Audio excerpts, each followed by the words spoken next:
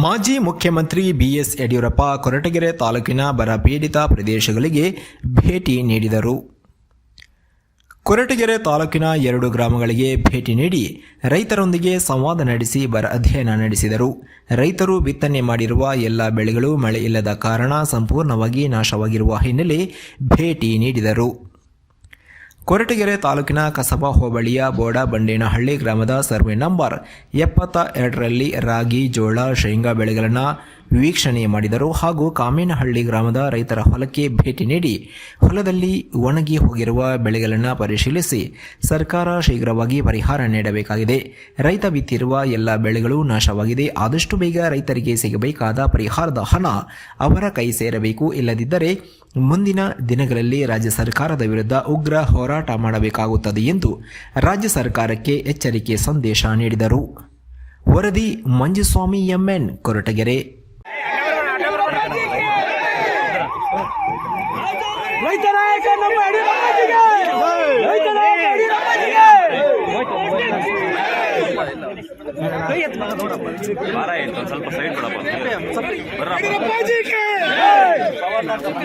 ರೈತ ನಾಯಕ ಯಡಿಯೂರಪ್ಪಾಜಿಗೆ, ರೈತ ನಾಯಕ ಯಡಿಯೂರಪ್ಪಾಜಿಗೆ,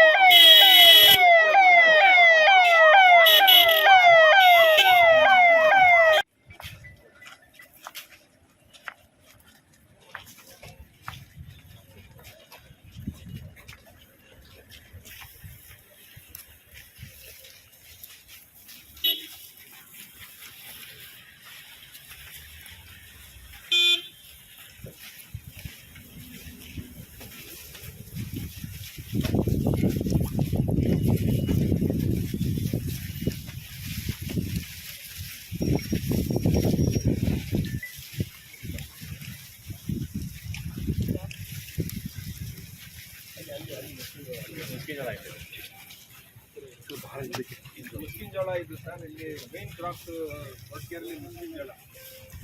ಅದೇ ಮುಸ್ಕಿನ್ ಜೋಳ ಕಟ್ ಮಾಡಿದ್ರೆ ಮುಂದೆ ಎಲ್ಲ ಪೂರ್ತಿ ಹೊರಗೋಗಿದೆ. ಕಟ್ ಮಾಡ್ಕೊಂಡಿದೆ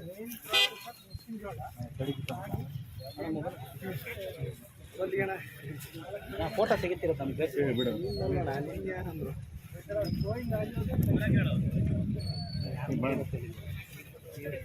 ನನ್ನ ಕ್ಯಾಮ್ರಾ ಮುಂದೆ ಇರೋದು